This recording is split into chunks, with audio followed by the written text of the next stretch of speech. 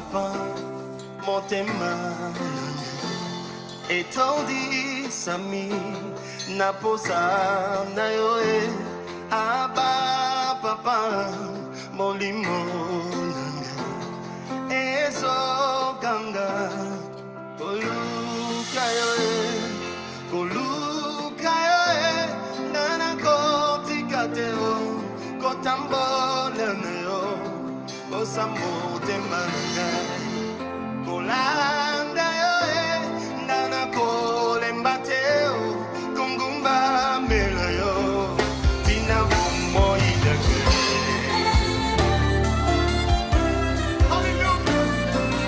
Bien-aimés, nous voulons rendre grâce au Seigneur qui a permis que nous puissions être là pour continuer ce que nous avons commencé le mardi passé.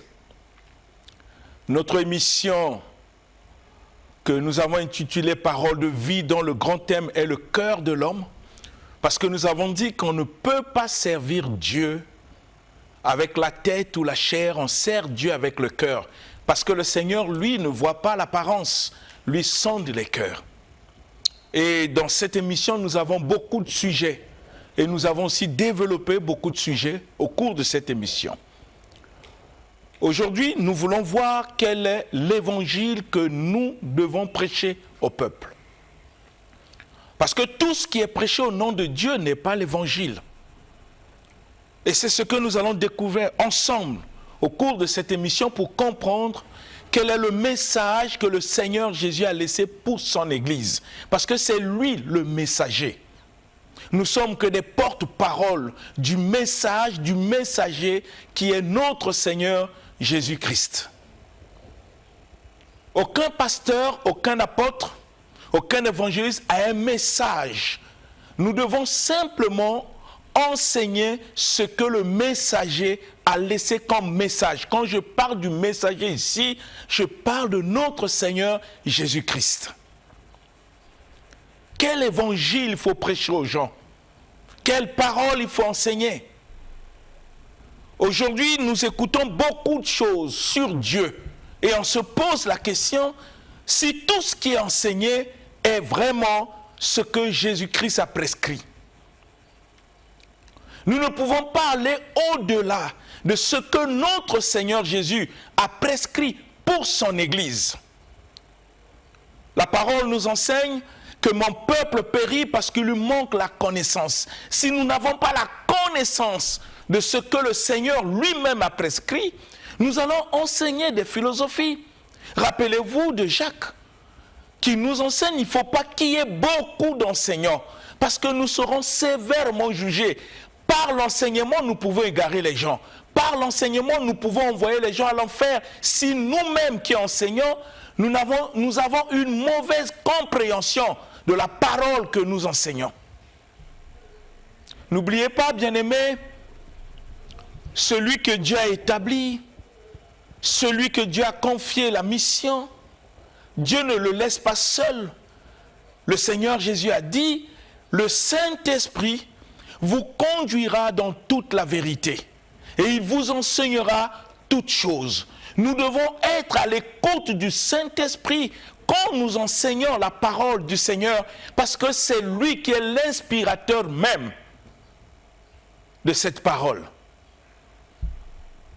Pierre disait dans son livre, c'est poussé par le Saint-Esprit que les hommes ont parlé de la part de Dieu. Poussé par le Saint-Esprit. Quand on n'est pas poussé par le Saint-Esprit, nous allons prêcher des philosophies, des enseignements qui n'ont rien à voir avec ce que le Seigneur a prescrit. Et c'est ça le danger que court l'Église aujourd'hui.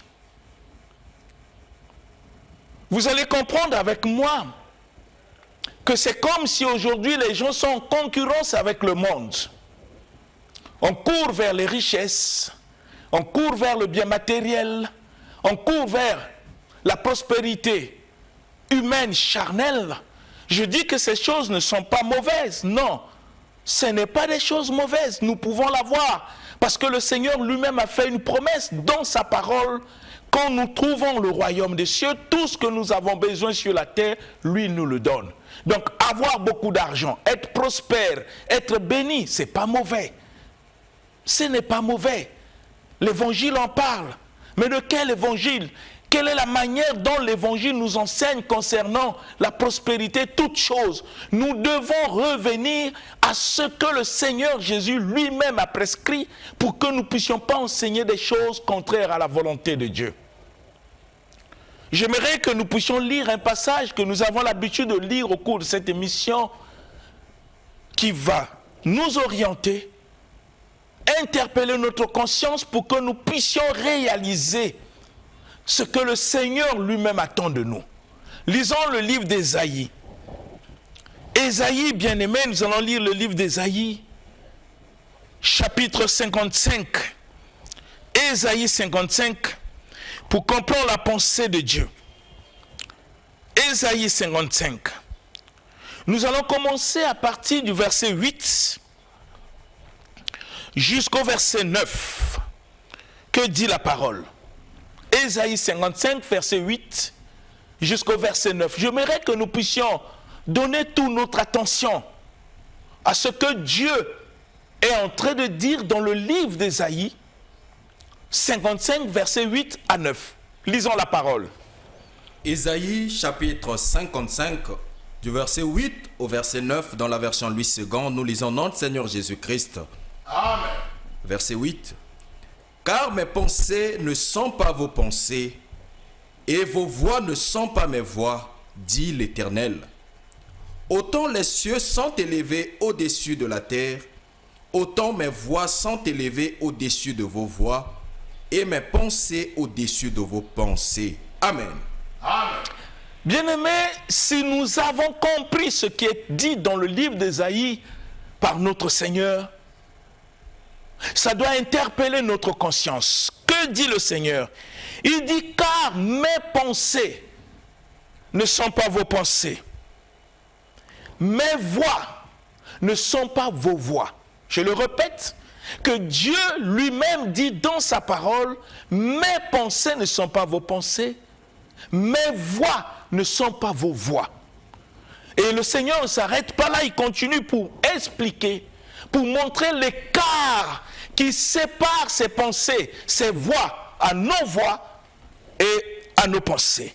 Dieu dit, autant les cieux sont élevés au-dessus de la terre, autant les cieux sont élevés au-dessus de la terre, autant mes voix sont élevées au-dessus de vos voix et mes pensées au-dessus de vos pensées. Bien-aimé, ça doit interpeller notre conscience. Ça veut dire qu'il est impossible qu'un homme puisse servir Dieu avec ses pensées à lui. C'est impossible que je puisse venir et dire que je vais prier avec mes pensées à moi. Ce n'est pas possible. C'est là où nous comprenons, bien-aimés, que Dieu a dit, mon peuple périt parce qu'il lui manque la connaissance. Nous devons avoir la connaissance des voies de Dieu. La connaissance des pensées de Dieu. C'est sur base de la connaissance de ses voies et de ses pensées que nous pouvons servir ce Dieu. Nous ne pouvons pas le servir avec nos imaginations, nos pensées, notre manière, ce que nous voulons pour lui faire plaisir. Non, Dieu a ses voies, Dieu a ses pensées.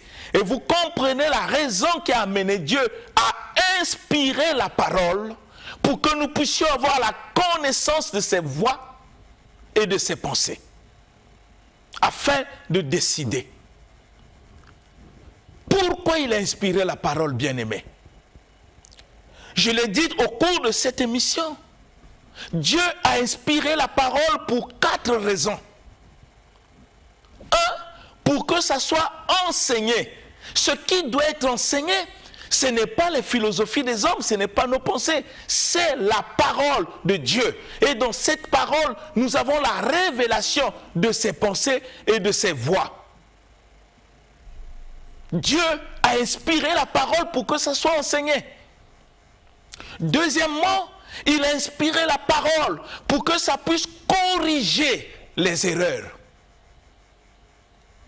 Il inspirait la parole pour nous convaincre, afin que nous sortons de cette manière de penser humaine ou charnelle, comme le dit la parole de Dieu, pour que nous puissions adhérer à la pensée de Dieu et à ses voies.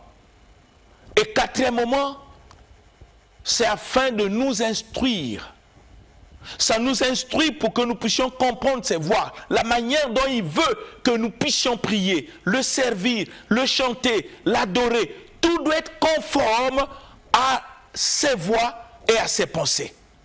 Bien-aimés, nous devons comprendre ces choses, sinon nous allons prétendre servir Dieu sans ses voies, sans ses pensées. Quand nous lisons le livre de Matthieu, chapitre 28, nous allons comprendre l'importance des voies de Dieu, de ses pensées, bien-aimés. Afin que dans son Église, nous ne puissions pas introduire des enseignements qui n'ont rien à voir avec la pensée de Dieu et ses voies. Malheureusement, c'est ce qui se fait aujourd'hui. On a introduit tellement les hérésies, les fausses doctrines, et nous prétendons servir Dieu sur les pensées et les voies qui ne sont pas les voies du Seigneur. Que dit le Seigneur lui-même dans le livre de Matthieu 28, le verset 19 au verset 20? C'est Jésus qui parle à ses apôtres. Il attire leur attention concernant l'enseignement. Lisons la parole du Seigneur. Matthieu chapitre 28, du verset 19 au verset 20, nous lisons notre Seigneur Jésus-Christ. Amen. Verset 19.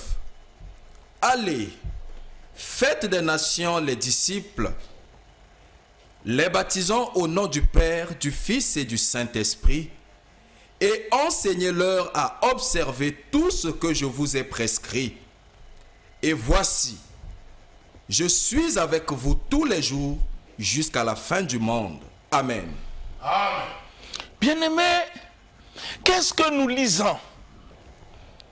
Jésus dit à ses apôtres, allez, faites de toutes les nations mes disciples. Une fois que vous les avez gagnés, vous devez les baptiser. Une fois que vous les avez baptisés, écoutez bien, il faut les enseigner. Qu'est-ce qu'on doit enseigner? Que devons-nous enseigner à des âmes que nous gagnons au nom du Seigneur Jésus-Christ? Que devons-nous enseigner dans nos églises pour des gens qui ont pris l'engagement de suivre le Seigneur, qui ont décidé de se faire baptiser? Que devons-nous enseigner dans nos églises? Est-ce que nous devons enseigner nos philosophies? Ce que nous avons lu dans les livres. Le Seigneur précise, il dit à ses apôtres, enseignez-leur. Qu'est-ce que nous devons enseigner? Jésus dit, enseignez-leur à observer tout ce que moi, Jésus, je vous ai prescrit. Ça veut dire que si je suis pasteur, apôtre, prophète, docteur, dans l'église du Seigneur Jésus, nous ne devons pas enseigner autre chose que ce que le Seigneur lui-même a prescrit, afin que ceux qui écoutent puissent observer, obéir, non ce que nous pensons être la vérité de l'évangile, mais ce que le Seigneur lui-même a prescrit. L'évangile, c'est dans cet évangile qui est le salut même de l'humanité. L'évangile. Enseignez-leur à observer tout ce que je vous ai prescrit. Pourquoi le Seigneur a dit cela?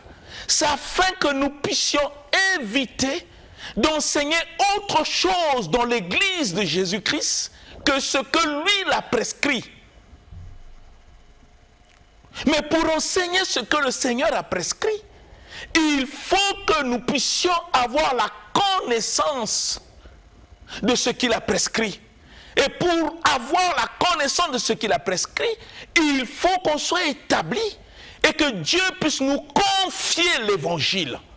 Comme le dit le livre de Thessaloniciens. L'apôtre Paul dit, Dieu nous a jugés dignes de nous confier l'évangile. C'est cet évangile que le Seigneur a prescrit pour son Église, que nous appelons la bonne nouvelle. Si nous ne sommes pas établis et que Dieu ne nous a pas confié l'évangile pour que nous puissions l'enseigner, nous devons poser des questions. Qu'est-ce que nous enseignons dans nos églises? Parce que, bien-aimés, se mettre à enseigner, c'est une responsabilité énorme devant le Seigneur. Parce que par l'enseignement, si nous n'avons pas l'évangile, si Dieu ne nous a pas confié cet évangile, nous allons enseigner la lettre de la parole en égarant ceux qui sont venus pour le salut, pour écouter le message du messager qui est le Seigneur Jésus, dont nous sommes que des porte-paroles. Nous allons amener beaucoup de gens à l'enfer. Comme le Seigneur lui-même a dit, si un aveugle, c'est-à-dire celui qui prétend connaître sans connaître, conduit ceux qui ne connaissent pas comme lui, les deux tomberont dans le trou. C'est une question de vie, bien-aimé. Se lever et enseigner la parole, c'est une question de vie. Il faut que celui qui enseigne comprenne que ce qu'il a enseigné, c'est exactement ce que le Seigneur Jésus a prescrit pour son Église. On ne se lève pas pour enseigner au nom de Dieu si nous n'avons pas le message, si nous n'avons pas l'évangile que Dieu nous a confié, bien-aimés. Nous pouvons le lire dans le livre de Thessaloniciens, bien-aimés, pour qu'ensemble nous puissions comprendre la pensée du Seigneur. Notre Seigneur Jésus-Christ, bien-aimé. Nous ne devons pas enseigner des choses pour enseigner. Nous prenons le livre de 1 Thessaloniciens chapitre 2. Vous allez comprendre avec moi parce que nous avons parlé déjà de ce passage. Nous revenons pour une bonne compréhension. Pour que nous qui sommes appelés à enseigner, nous devons comprendre qu'est-ce que nous devons enseigner dans l'église du Seigneur. Parce que par l'enseignement, on peut égarer des gens loin de Dieu. Et par l'enseignement, on peut sauver beaucoup de gens. Lisons le livre de 1 Thessaloniciens chapitre 2. Nous lisons le verset 3 jusqu'au verset 4. Que dit la parole du Seigneur? 1 Thessaloniciens chapitre 2, du verset 3 au verset 4, nous lisons notre Seigneur Jésus-Christ. Amen. Verset 3. Car notre prédication ne repose ni sur l'erreur, ni sur des motifs impurs, ni sur la fraude. Mais selon que Dieu nous a jugés dignes de nous confier l'évangile, ainsi nous parlons, non comme pour plaire à des hommes, mais pour plaire à Dieu qui sonde nos cœurs. Amen. Amen. Bien-aimés, nous comprenons ce que le Seigneur nous enseigne dans sa parole. Qu'est-ce qu'il dit? Notre prédication, dit l'apôtre, notre prédication ne se repose, écoutez bien aimés, ni sur l'erreur. Notre prédication ne se repose ni sur l'erreur. Si nous avons la révélation de ce que le Seigneur a prescrit pour son Église, ce qui doit être enseigné, comme le Seigneur l'a dit dans le livre de Matthieu que nous venons de lire, enseignez-leur à observer tout ce que je vous ai prescrit. Dans ce que Jésus a prescrit, il n'y a pas l'erreur. Comment ça peut être l'erreur dans ce que le Seigneur a prescrit quand Jésus lui-même a dit « Le Saint-Esprit vous conduira dans toute la vérité et vous enseignera toutes choses. » Ça veut dire celui qui prêche est conduit par l'Esprit et il parle, c'est poussé par le Saint-Esprit qu'il est en train d'enseigner ce que Jésus a prescrit pour son Église. Il ne doit pas avoir l'erreur dans l'enseignement. Il ne doit pas avoir l'erreur dans la prédication. Il ne doit pas avoir l'erreur dans l'exhortation. C'est ce que dit la parole. Et l'apôtre Paul le confirme. Parce que lui-même, l'apôtre Paul, bien-aimé, j'aimerais ouvrir une parenthèse pour que vous compreniez, quand il était Saul de Tarse, enseigné par Gamaliel, comme Gamaliel n'avait pas la révélation de ce qui était la loi, il lui a enseigné la lettre, et ce qu'il a reçu comme enseignement a poussé Paul à être persécuteur de l'Église quand il était Saul de Tarse. Parce qu'il pensait que ce qu'il avait reçu comme message de la part de Gamaliel, qui était son encadreur, son mentor, c'était la vérité, et que l'évangile que Jésus avait confié à ses disciples était l'erreur. Ça a poussé Paul, bien-aimé, à persécuter l'Église. Paul n'est pas né persécuteur, mais c'est les enseignements qu'il a reçus, étant Saul de Tarse, a fait de lui persécuteur des églises. Mais quand le Seigneur, par sa grâce, ce Dieu miséricordieux, a révélé l'évangile, le vrai enseignement, ce qui devait être enseigné pour sauver l'humanité à l'apôtre Paul. Paul n'est plus reparti dans les erreurs, et c'est lui qui témoigne ici que notre prédication ne se repose pas sur l'erreur. Non seulement il parle de l'erreur, ni sur la fraude, parce que nous ne pouvons pas faire de la prédication un moyen de s'enrichir. On ne peut pas tricher avec l'évangile. Il dit ni sur la fraude, ni sur les motifs impurs. Il n'y a pas des intentions impures dans le chef d'un prédicateur. Au fond de son cœur, quand il prêche conformément à la vérité telle que le Seigneur Jésus a prescrit.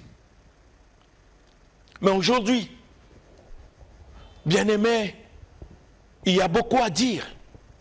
Parce qu'il y a des gens qui pensent que la foi en Dieu, c'est un moyen de s'enrichir. Non. L'apôtre Paul insiste. Il ne doit pas faire l'erreur. Mais pourquoi? Au verset 4, l'apôtre dit, mais selon que Dieu nous a jugés dignes, c'est Dieu qui fait le choix des prédicateurs dans sa souveraineté. Il choisit qui il veut.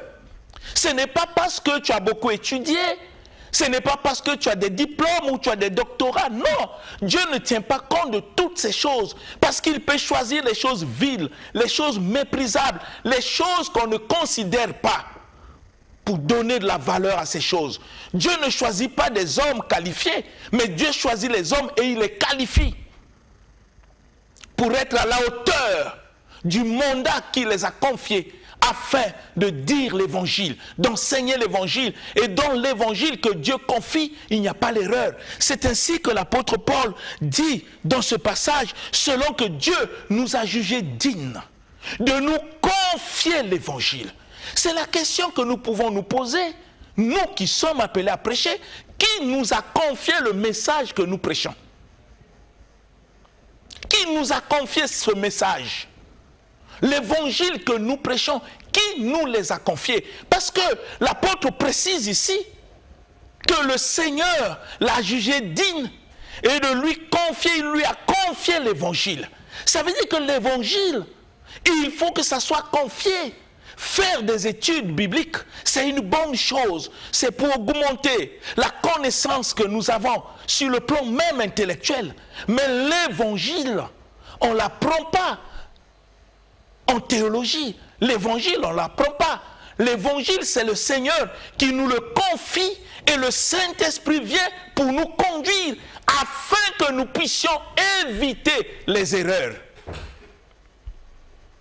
Bien-aimés, vous comprenez la responsabilité de ceux qui se lèvent pour enseigner, la responsabilité de ceux qui se lèvent pour exhorter, la responsabilité de ceux qui se lèvent pour prêcher, bien-aimés. Il faut que celui qui prêche se rende compte qu'il lui a confié l'évangile. Comment il a fait pour avoir le message qu'il enseigne? Parce que le Seigneur Jésus lui-même a dit à ses disciples, enseignez-leur. Ça veut dire qu'il leur avait confié l'évangile, comme il a fait pour l'apôtre Paul, pour qu'ils aillent enseigner. Il dit, enseignez-leur, observez tout ce que moi je vous ai prescrit. C'est une prescription qu'on ne peut pas changer, bien-aimés.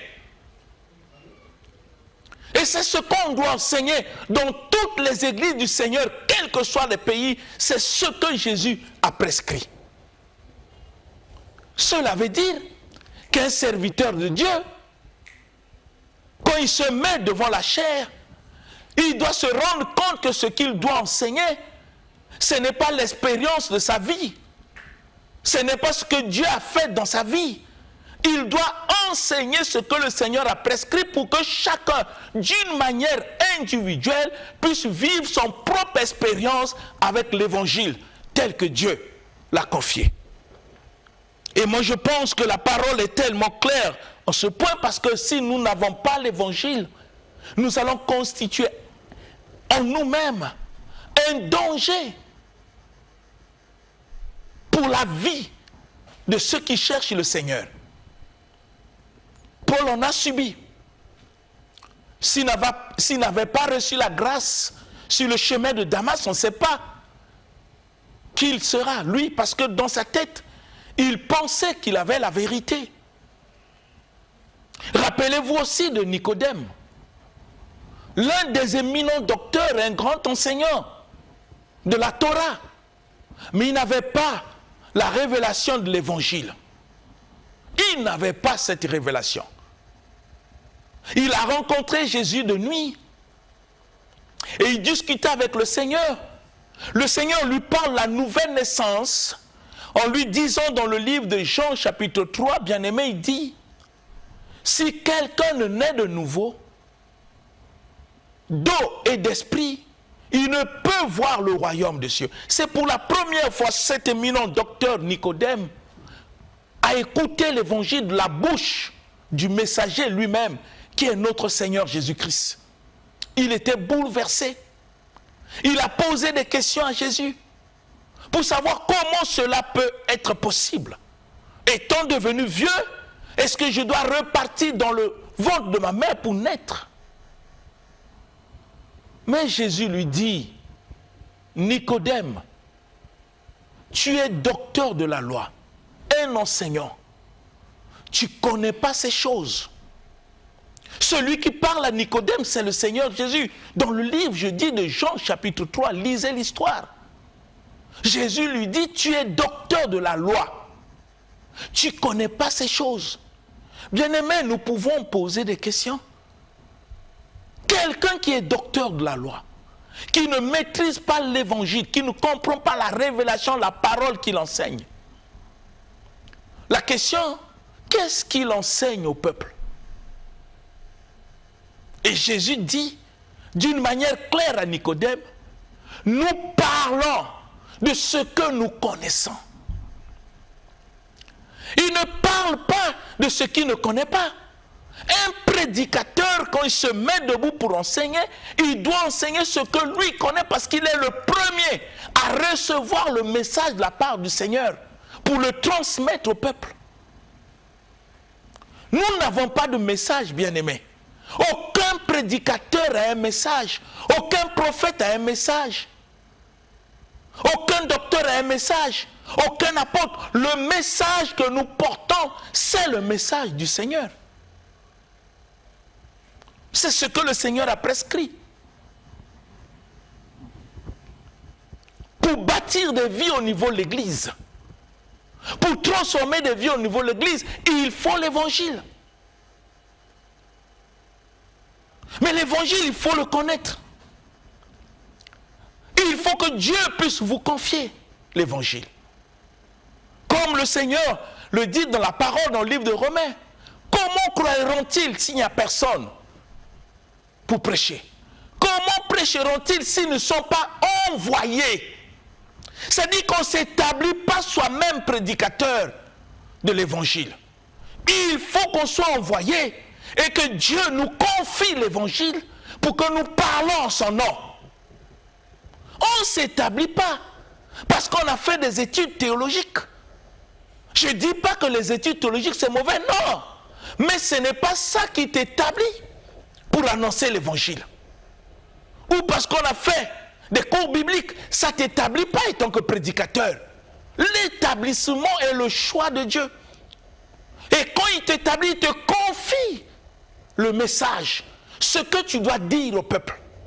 Ça ne vient pas de toi, ça ne vient pas de tes pensées. Parce que nous avons lu au commencement, mes voix ne sont pas vos voix et mes pensées ne sont pas vos pensées. Ce que nous enseignons ne sont pas nos pensées, ce n'est pas des choses que nous avons apprises, mais c'est des choses que Dieu nous a enseignées par son esprit, qui nous a confiées pour que nous puissions le transmettre tel que lui, il l'a prescrit. Pour le salut et la vie des âmes. Il y a eu un problème à l'église de Galate concernant l'évangile, bien-aimé. Vous comprenez le danger. Si nous n'avons pas l'évangile, nous ne pouvons pas parler du salut. Ce n'est pas possible.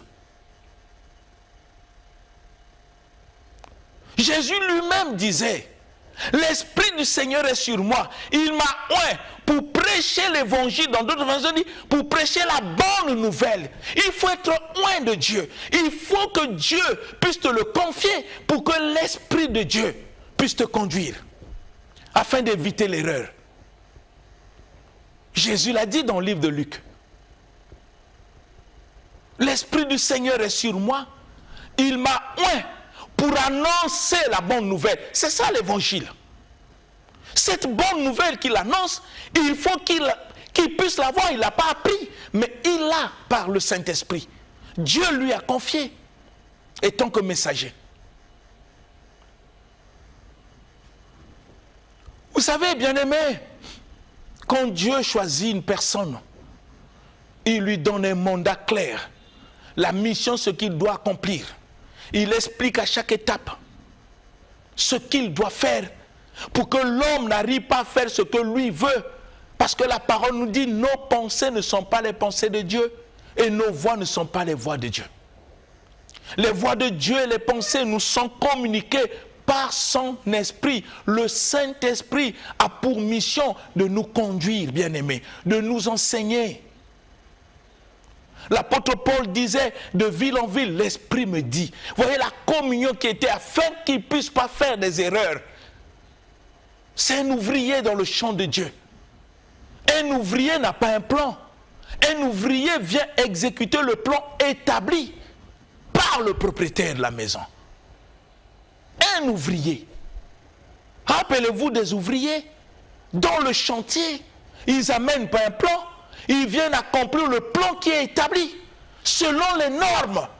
C'est ce que nous sommes dans le champ de Dieu. Il y a déjà un plan établi par le Seigneur. Il y a déjà un message pour le salut de l'humanité auquel nous sommes que le relais de ce message vers ceux qui n'ont pas encore écouté ce message. Nous n'avons pas un message, nous n'avons pas à déformer les choses, mais à dire exactement ce que le Seigneur Jésus lui-même a prescrit par le Saint-Esprit qu'il nous a donné, afin d'éviter l'erreur.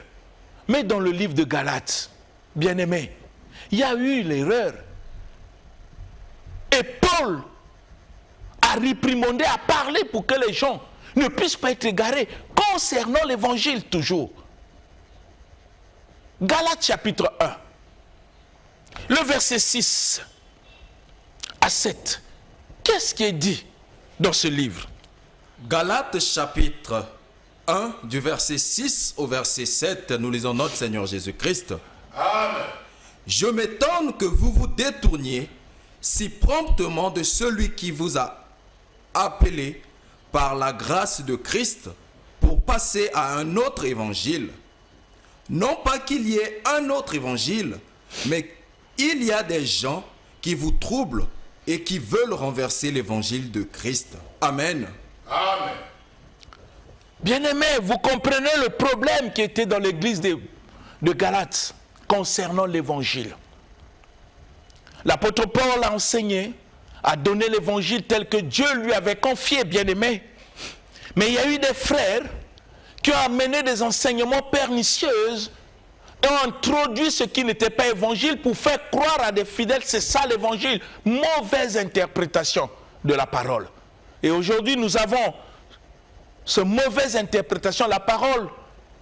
Le mardi passé, dans le cours de cette émission, j'en ai parlé pour voir mauvaise interprétation. Parce que quand on veut prêcher la prospérité, la richesse, on a un passage biblique que les gens prennent pour dire l'or et l'argent appartiennent à Dieu, comme si l'or et l'argent dont parle ce contexte concerne la monnaie. C'est l'erreur, bien-aimé. Ça, c'est l'erreur. Parce que ceux qui nous écoutent penseront que l'or et l'argent dans ce contexte concernent la monnaie ou la prospérité. Mais non, Dieu parle de la matière qu'on appelle or et de la matière qu'on appelle l'argent, qui sont des symboles qui cachent, bien-aimés, des messages spirituels puissants. Nous devons comprendre pourquoi Dieu a pris le symbole de l'or et de l'argent. Qu'est-ce que ça veut dire? Ça n'a rien à voir avec la monnaie. Je vous ai dit que la monnaie, Dieu n'a jamais créé la monnaie. Il a laissé les hommes intelligents de faire ces choses pour servir des échanges. Dieu n'a jamais créé une monnaie. Parce que si Dieu a créé une monnaie, c'est quelle monnaie? Dollar, euro, franc CFA, yuan, quelle monnaie? Les roupies? Il y en a tellement. On ne dit pas que la monnaie, c'est un démon, non. Mais quand vous lisez ce passage, mauvaise interprétation, parce que nous sommes dans l'évangile, l'or et l'argent appartiennent à Dieu, ça ne veut pas dire l'argent, c'est la matière or, qui est le symbole même de la royauté, et l'argent qui est le symbole du pouvoir. Ça n'a rien à voir avec la monnaie, les billets de banque. Voyez, on peut induire des enfants de Dieu dans l'erreur par une mauvaise interprétation de la parole. Pourquoi est-ce qu'on a l'évangile? Et c'est ce qui s'est passé dans le livre de Galates, bien-aimé, où Paul est venu, il a trouvé que les gens ont renversé la parole, ils ont enseigné autre chose que l'évangile dans l'église. Et ça constitue un danger. Il dit, je m'étonne que vous vous détourniez si promptement de celui qui vous appelait pour passer à un autre évangile. Il dit, il n'y a pas un autre évangile. Il n'y a que des gens qui vous troublent, qui veulent renverser l'évangile de Christ, ce que Christ a prescrit pour le salut. Quand vous lisez la suite, l'apôtre Paul dit, si nous-mêmes, ou un ange du ciel vient pour contredire, renverser cet évangile, qu'il soit maudit. Vous comprenez pourquoi il dit au livre de Galates et aux Galates, qui vous ensorcelez, vous avez commencé par l'esprit, voulez-vous terminer par la chair, à cause de l'évangile. Bien aimé, si l'évangile n'est pas établi dans l'église tel que Jésus l'a prescrit, nous tombons dans l'égarement. Nous allons revenir sur ça, continuer pour l'édification de l'église que nous sommes.